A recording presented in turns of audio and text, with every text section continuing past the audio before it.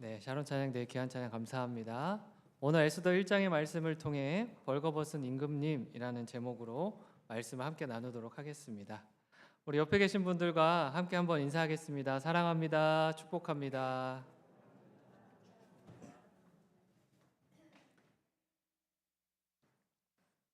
네, 한 번 더 인사할 때는 하나님의 말씀을 사모합시다. 인사하겠습니다.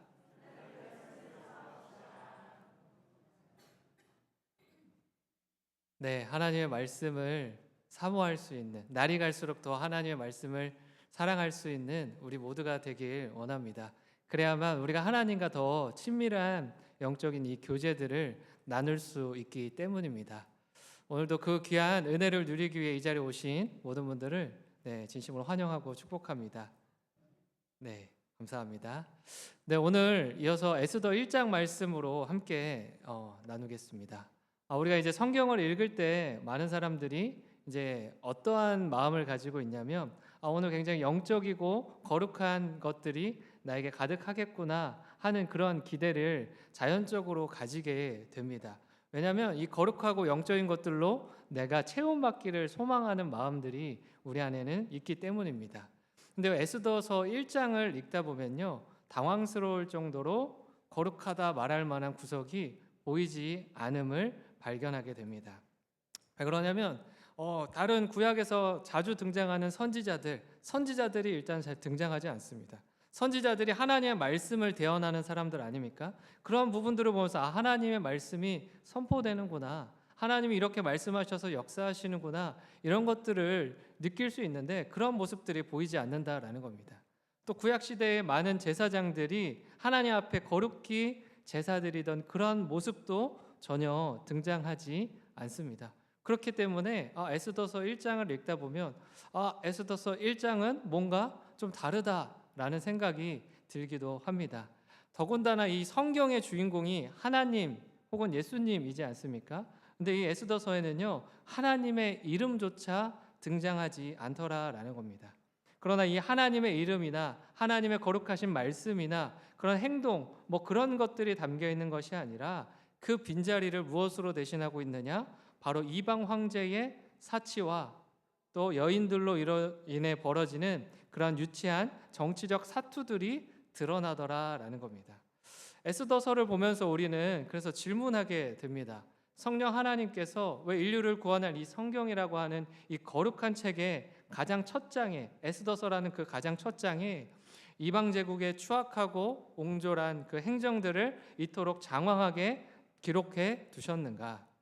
그냥 이것이 하나님이 배후에서 역사하신다, 또 역사하셔서 에스더를 왕으로 만드셨다라는 뻔한 인과관계를 설명하기 위함인가? 이런 것들을 고민하게 되더라라는 겁니다.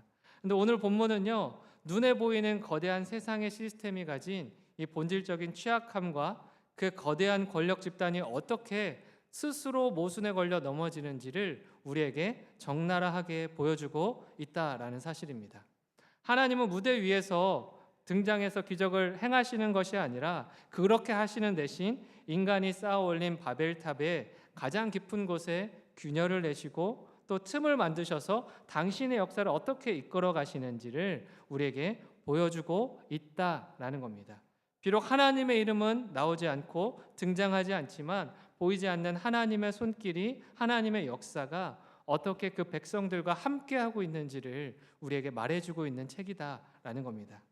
그래서 오늘 그런 마음으로 이 설교를 준비하면서 함께 제가 묵상을 했습니다. 이렇게 본문을 묵상하는 가운데 가장 먼저 어떤 이야기가 떠올랐냐면 바로 안데르센의 동화 벌거벗은 임금님이 가장 먼저 제 머릿속을 스쳐 지나갔습니다.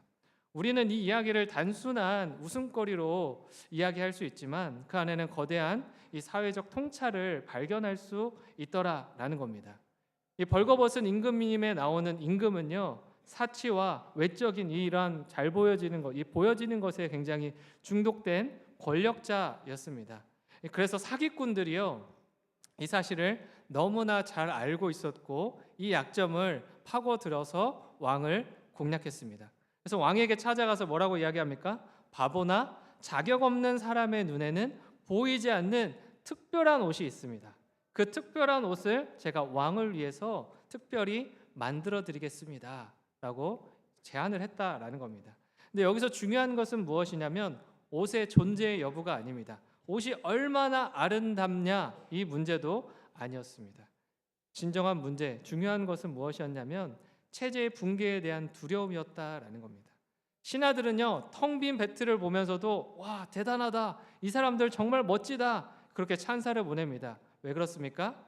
진실을 말하는 그 순간 자신들이 바보가 되기 때문입니다.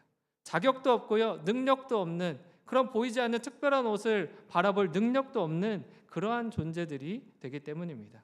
그렇게 되면 어떻게 됩니까? 자신이 쌓아올린 지위와 기득권, 그리고 왕의 총애, 왕에게 받던 그런 총애들마저 이제 모두 사라져버리게 될 것이다, 그것마저 잃어버리게 될 것이다 하는 그 두려움 때문이었다라는 겁니다. 반대로 왕의 입장은 어떠합니까? 왕도요, 이들과 마찬가지였습니다. 스스로 무능한 자로 낙인 찍히는 것이 두려워서 실올라게 하나 걸치지 않고서 아는 그 몸으로 사람들 앞에 서고요, 거울 앞에 서고요, 그렇게 멋있는 포즈를 취하며 자랑스러워 했다라는 겁니다. 이것은요, 한 왕, 한 사람의 어리석음이 아니라 모두가 가짜 권위를 지키기 위해 벌인 집단적 최면 상태와도 같았다라고 이야기할 수 있습니다. 광장에 모인 백성들조차 왕의 화려한 옷을 바라보면서 화려한 옷을 입었다, 아름답다, 그렇게 거짓된 탄성을 내뱉었다라는 겁니다. 그러나 견고해 보이던 이 거짓의 제국은요, 한 어린아이의 진실한 외침 앞에 와르르 무너져 내렸습니다. 임금님이 벌거벗었다 하는 단순한 외침이었습니다. 그냥 눈에 보이는 그대로 거짓된 것 없이 진실하게 외치는 외침이었습니다. 그 순간 어떻게 됐습니까? 임금님의 얼굴은 붉게 물들었고요, 사람들은 비웃음으로 코웃음을 쳤습니다. 왕이라고 하는 사람이 저거 하나 분별하지 못했다. 사실은 다 말하고 싶었지만 말하지 못했던 그 마음을 내뱉으며 비웃었다라는 겁니다. 그런데 오늘 본문에 등장하는 페르시아 수산궁의 상황도 크게 다르지 않더라라는 겁니다. 아하수에로 왕은요, 금잔과 대리석으로 백성들에게는 아낌없이 후히 베푸는 그런 인자한 왕으로 자신을 포장하려고 했습니다. 127지방을 다스리는 내가 신적 능력이 있는 그렇게 대단한 왕이다라는 사실을 모두에게 보여주고 싶었고요, 그것을 인정받고 싶어 했다라는 겁니다. 마치 그러한 사람인 양 자신을 포장하려고 했다라는 겁니다. 하지만 왕후 와스디의 거절 앞에서 영적으로 또 인격적으로 그가 어떠한 마음을 가진 사람인지, 어떠한 인격을 가진 사람인지에 대해서 완전히 발가벗겨지게 되었더라라는 겁니다. 발가벗겨진 그의 진짜 모습이 어떠했는지 12절 말씀에서는요, 이렇게 이야기하고 있습니다.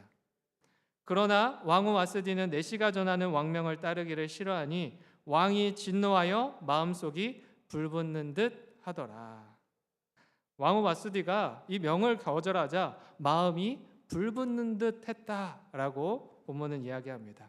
이 히브리어로 불붙다라는 단어로 보니까 바라라고 하는 단어를 썼는데 통제 불능의 맹렬한 화재 이렇게 이야기합니다.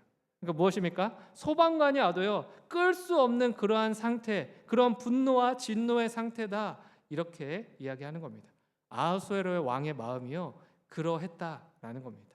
왜 그러냐면 당시 아하수에로 왕은요, 그리스뿐만 아니라 온 세계를 정복할 계획을, 목표를 가지고 있었습니다. 전쟁을 위해서 이제 곧 원정을 떠나야 하는 상황을 앞두고 있었다라는 겁니다. 이 전쟁을 앞두고 자신의 절대적 주권을 세워야 하고 사람들에게 증명해야만 했습니다. 그래야만 많은 사람들에게 이 전쟁에 참여를 독려할 수 있고 함께하는 그런 리더로 설 수 있었기 때문입니다. 그러니까 타자를 완벽하게 통제함으로써 자신의 신성을 증명해 보이고 싶었던 것 같습니다. 왕이 왕후의 거절에 격하게 반응했던 이유가 바로 여기에 있습니다. 어떻게 보면요, 남편과 아내 사이에서 일어날 수 있는 단순한 트러블입니다. 단순한 문제입니다. 누군가는 부탁을 하고 누군가는 거절하고, 사람 관계에서도 당연하듯이 부부 관계에서도 당연한 일입니다. 그런데 왕이 격하게 반응하는 이유가 있습니다. 그것은 무엇이냐면 자신의 신적 권위가 무너질 것에 대한 두려움이 있었다라는 겁니다.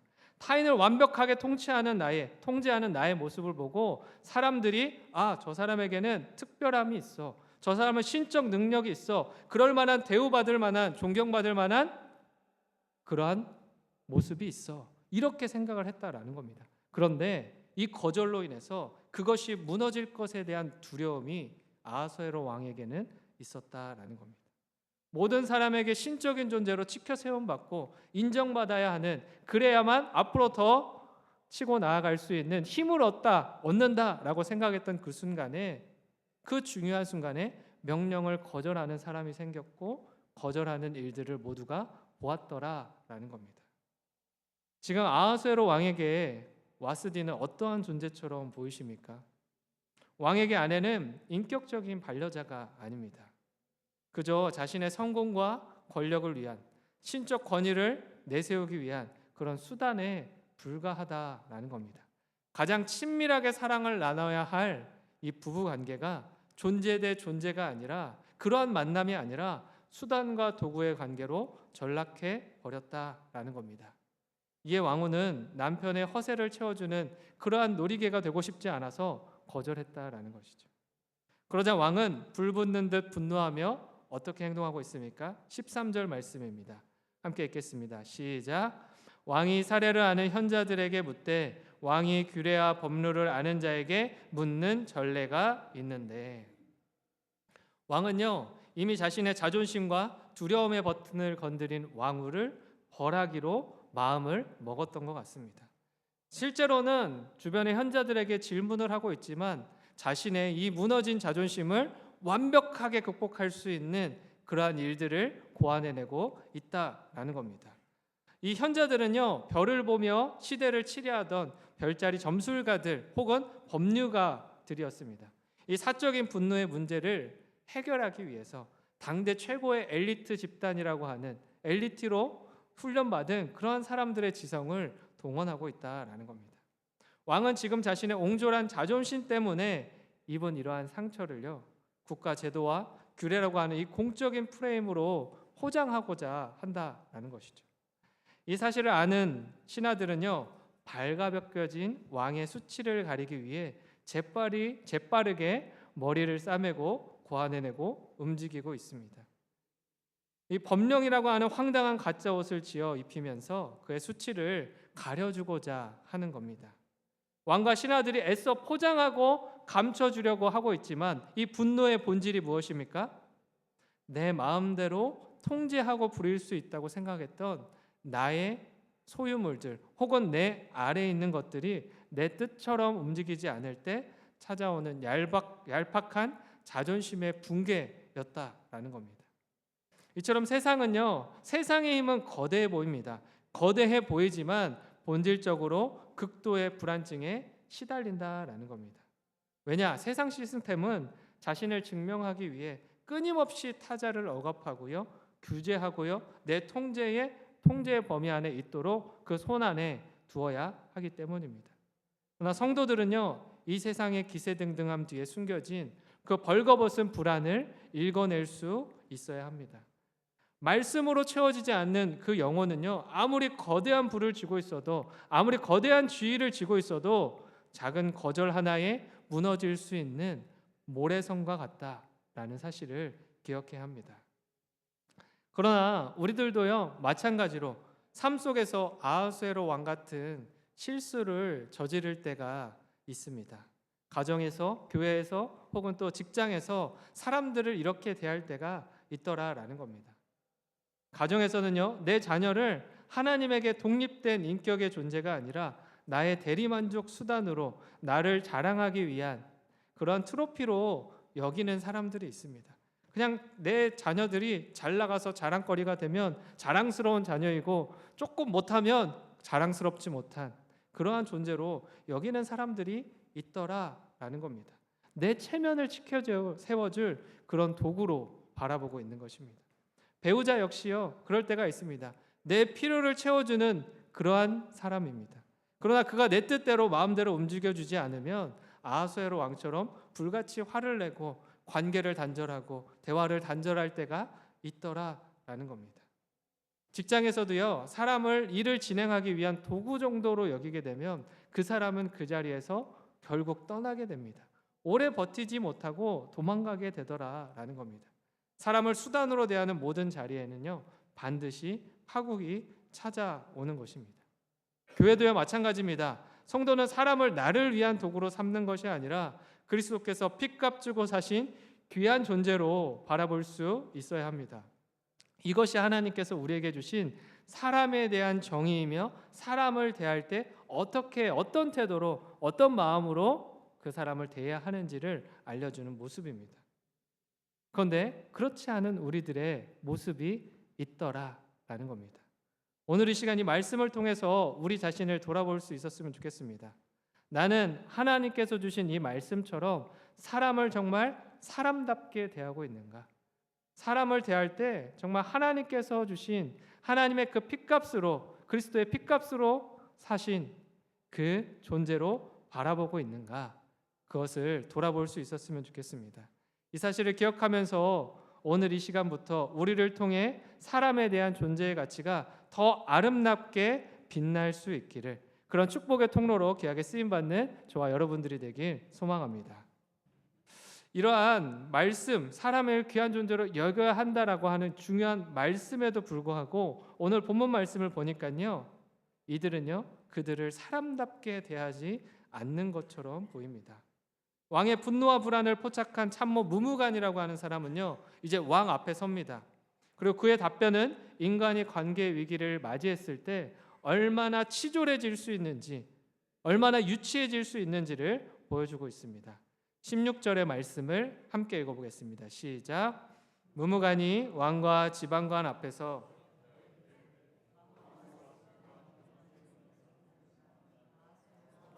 왕의 각 지방의 관리들과 뭇 백성에게도 잘못하였나이다. 뭐라고 이야기합니까? 무무간은요, 왕뿐만 아니라 지방의 관리와 백성에게까지 그 모두에게 잘못한 일이라고 확대 해석하고 있습니다. 부부 사이에 일어난 작은 트러블은요, 순식간에 이 나라 전체의 질서를 위협하는 문제로 격상되었습니다. 무무간이 이렇게 과장하는 본질적인 이유가 있습니다. 그 이유에 대해서 17절과 18절은 이렇게 설명하고 있습니다. 한 번 더 함께 읽어보겠습니다. 시작. 아하수에로 왕이 명령하여 왕후 와스디를 청하여도 오지 아니었다 하는 왕후의 행위의 소문이 모든 여인들에게 전파되면 그들도 그들의 남편을 멸시할 것인즉, 오늘이라도 바사와 메대의 귀부인들이 왕후의 행위를 듣고 왕의 모든 지방관들에게 그렇게 말하리니 멸시와 분노가 많이 일어나리이다. 뭐라고 이야기합니까? 오늘이라도 귀부인들과 왕후의 행위를 들은 사람들이 남편을 무시하는 일들이 일어나게 될 것이다. 이렇게 판단하고 있습니다. 무무간을 비롯한 방백들은요, 왕의 안위를 걱정하는 척하고 있지만 실상은 누구 때문입니까?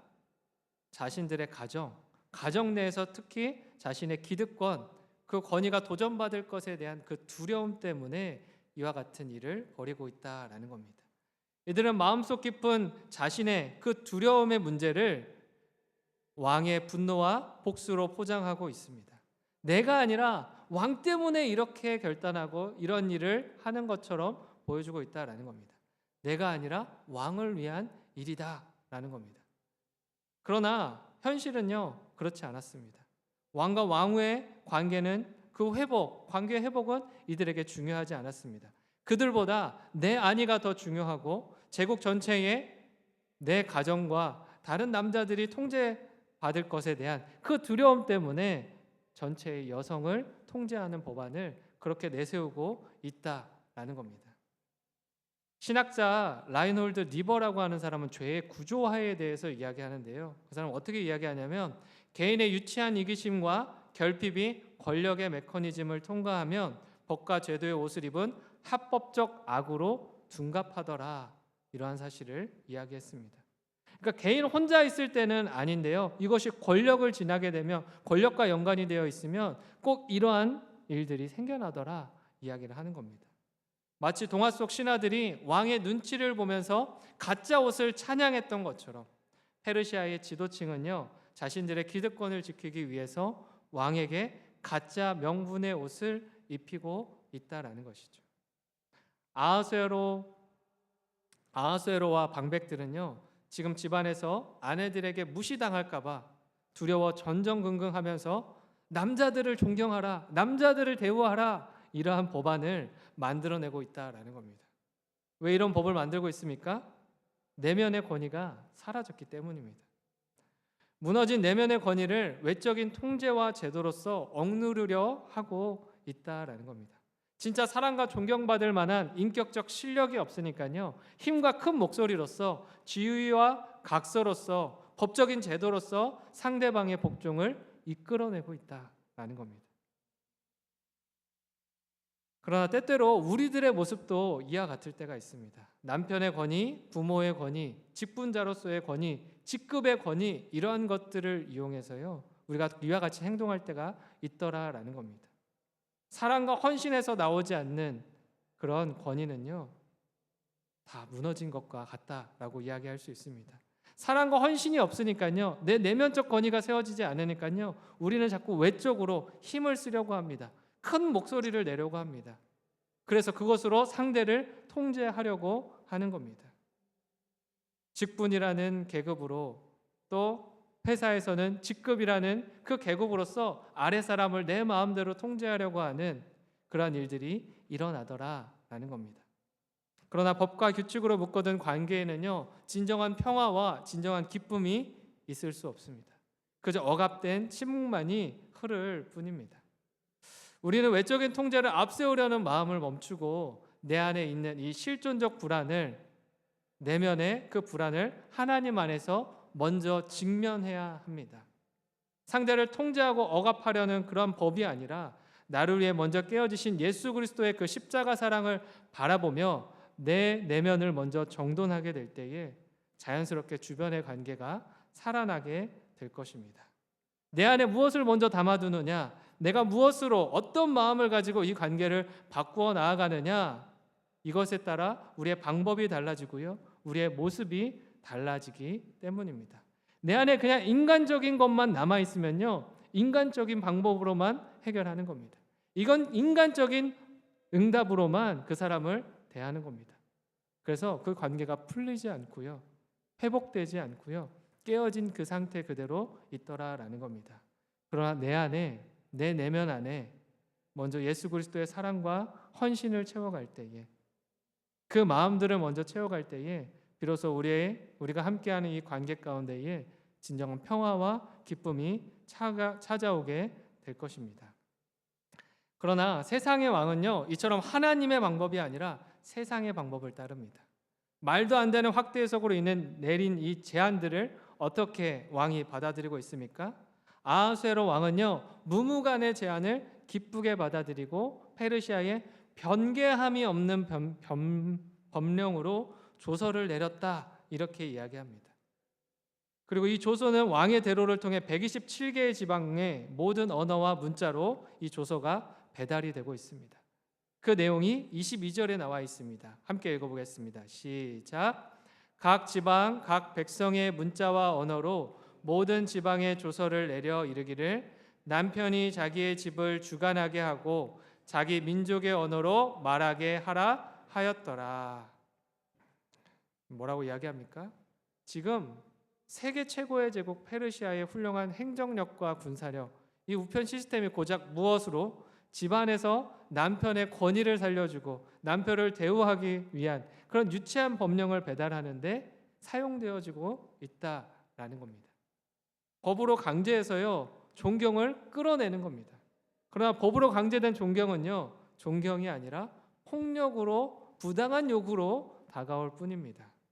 기독교의 참된 영적 권위는요, 이런 폭력적인 것에서 나오는 것이 아니라, 부당한 요구에서 나오는 것이 아니라 그리스도의 십자가처럼 철저한 낮아짐과 자기 비움을 통해서 완성이 되었습니다. 그러나 세상은요, 오직 힘과 억압의 방법으로, 이런 법령으로 체제를 유지해 나아간다는 사실을 우리에게 보여주고 있는 것입니다. 겉으로만 보면요, 이러한 일들이 잘 되고 있고 성공하는 것처럼 보입니다. 그러나 오늘 말씀을 통해서 우리에게 보여주시는 것은 이러한 어려움의 상황, 이런 불합리해 보이고 부당해 보이는 그 상황 속에서도 하나님의 전적인 섭리가 있다라는 사실을 우리에게 이야기해 주고 있습니다. 이 어리석은 소동의 절정에서 우리는 하나님의 전적인 섭리를 마주합니다. 왕은 분노했고요. 신하들은 자신의 안위와 그런 지위를 걱정하며 잔꾀를 내어서 완벽한 법을 만들어냈습니다. 인간들의 계산으로는 와스티를 완벽하게 제거하고 자신들의 체제를 더욱 견고하게 만드는 완벽한 그들의 승리처럼 보입니다. 하지만 하나님은요, 그들의 사악함과 어리석음을 교정하기 위해 하늘에서 벼락을 내리지 않으셨습니다. 우리의 생각은 그렇지 않습니까? 벼락을 내려서라도 바로 잡았으면 좋겠다. 아니면 벌을 해서라도 바라잡았으면 좋겠다. 이러한 생각이 있지만 하나님께서 오히려 그들을 그대로 내버려 두시더라라는 겁니다. 그들이 파놓은 함정과 그들이 만든 법령을 그대로 흘려가게 내버려 두셨습니다. 왜 그러셨습니까? 통제할 능력이 없으시기 때문입니까? 그렇지 않다라는 겁니다.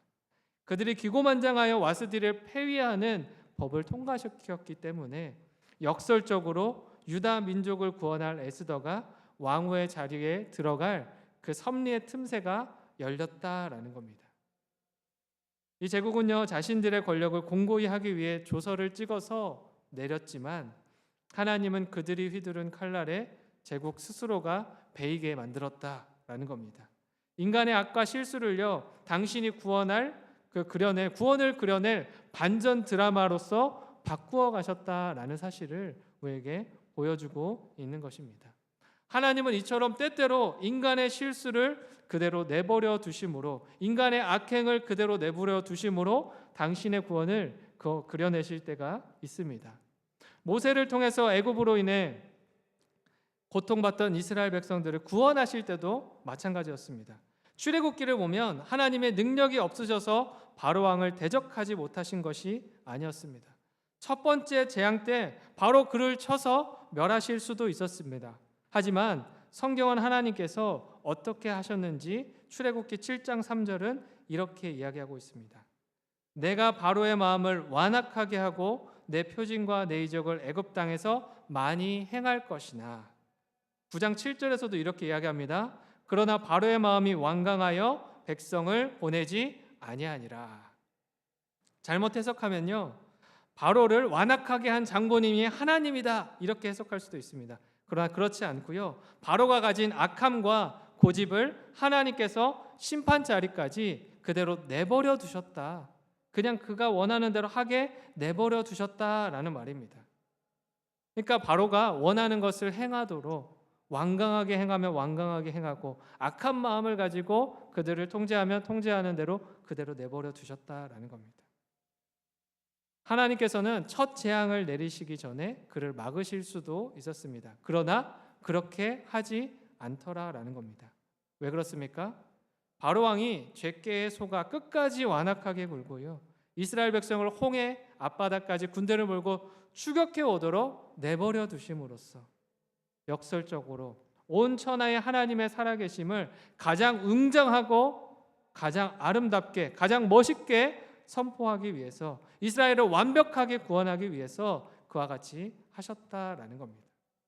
바로의 그 완악한 고집조차도 하나님의 위대한 구원 드라마를 돋보이게 만드는 그러한 도구로 사용되고 있다라고 하는 사실을 모두에게 보이신 것입니다. 여러분, 이 사실을 기억하실 수 있기를 바랍니다. 우리 생각으로는요, 다 끝난 것 같습니다. 현실을 바라보면 완벽한 실패다라고 여길 수 있습니다. 그리고 우리의 인생은 무너졌다, 신앙의 여정은 끝났다, 이렇게 평가할 수도 있는 그런 현실이 우리의 눈앞에 펼쳐질 수도 있습니다. 그러나 하나님의 크고 넓으신 손이, 능력의 그 편팔이 우리와 함께하는 한 믿는 자들에게 결코 실패란 없습니다. 결국에는 그 손이 행하실 일을 목격하게 될 것이기 때문입니다.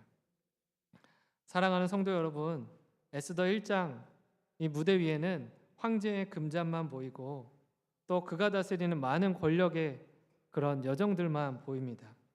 하나님의 이름은 보이지 않습니다.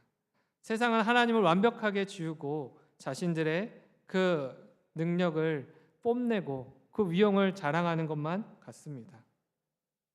그리고 그들이 벌거벗은 임금님처럼 거짓 옷을 입고 당당하게 행진하는 것처럼만 보입니다. 그러나 성경은요, 우리에게 오늘 본문을 통해서 말하는 겁니다. 우리에게 무대 위에 화려함에 속지 말고 무대 뒤에서 역사의 시나리오를 쓰고 계시고 이끌어 가시고 인도해 가시는 연출가 하나님을 바라보라. 그렇게 우리를 초청하는 것입니다. 하나님은 세상의 악을 억지로 막아서는 것이 아니라 그 악이 스스로 모순 때문에 파멸하도록 내버려 두시며 그 군열 사이로 당신의 은혜를 흘려보내시는 분입니다. 이 사실을 기억하면서 우리가 오늘도 세상의 화려함에 속지 않고 그 이면에 계시는 어디에나 함께 하시는 하나님의 손길을 기대할 수 있기를 바랍니다. 그래서 침묵하시는 하나님이 아니라 그 순간에도 여전히 일하고 계시고 여전히 함께 하시며 여전히 우리의 인생을 계획하시고 그 계획대로 인도하고 계심을 온전히 신뢰할 수 있는 저와 여러분들이 되기를 바랍니다. 그래서 세상의 얄팍한 승리 공식에 우리가 유혹당하는 것이 아니라 하나님께서 말씀하시는 그 믿음의 공식 가운데에 오늘도 우리의 믿음의 발걸음을 내디딜 수 있는 저와 모든 영신의 성도님들이 되기를 간절히 소망합니다. 기도하겠습니다. 사랑과 은혜가 풍성하시고 오늘